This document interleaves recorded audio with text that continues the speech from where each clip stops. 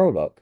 The Fox in the Wilderness. Long before the name Daji echoed through the halls of human history, she was but a nameless fox spirit dwelling in the shadowed forests of Mount Lee. For centuries, she roamed the mist-cloaked mountains, her golden fur glinting like stolen sunlight. Unlike her kin, who reveled in simple mischief, stealing chickens, leading travelers astray, she yearned for something more. Mortals fascinated her.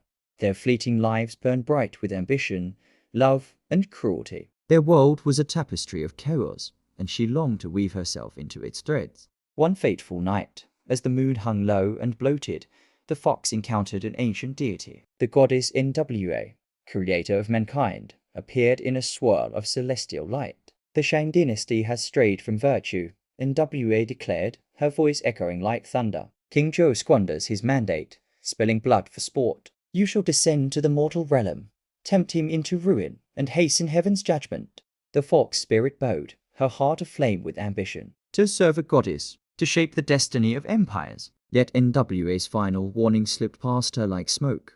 Do not lose yourself to the sins of flesh. Chapter 1.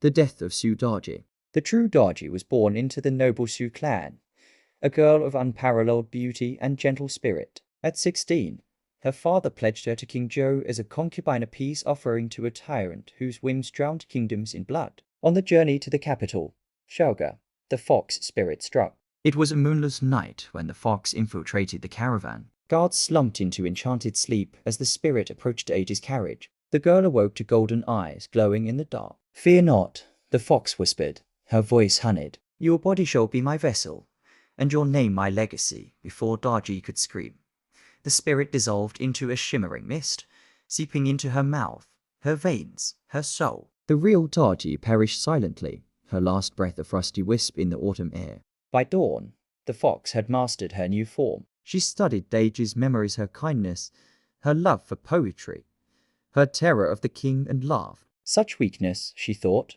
but this face will be my weapon. Chapter 2. The King's Obsession. King Zhou, a towering figure with a beard like black iron, initially dismissed Daji as another pretty trinket. But when she entered his court, draped in scarlet silk, the hall fell silent. Her beauty was otherworldly, lips like rose petals, eyes like smoldering jade. Yet it was her voice that ensnared him, a melody that made his veins drum. Great king, she murmured, bowing low, I exist only to please you. Zhou, who had bored of ordinary vice, found himself obsessed. He ordered his other concubines executed to clear the air of their mediocrity. Daji clapped her hands in delight as heads rolled. Your Majesty's will is divine, she purred. Why stop at women? Let us remake the world itself in your image.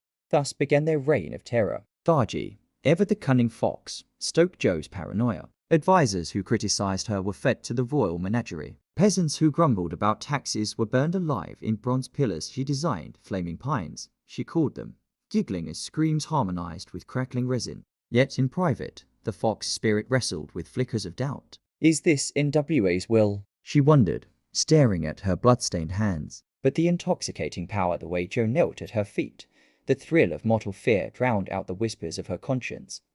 Chapter 3. The Phantom Court.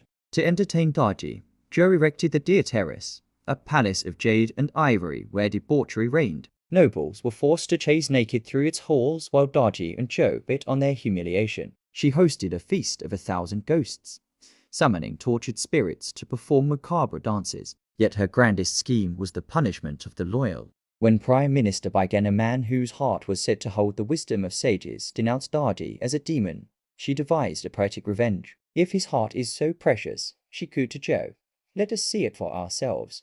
The king obliged, ripping Baigan's heart from his chest. Daji stared at the still-beating organ, expecting triumph. Instead, she felt a pang of something. Disappointment?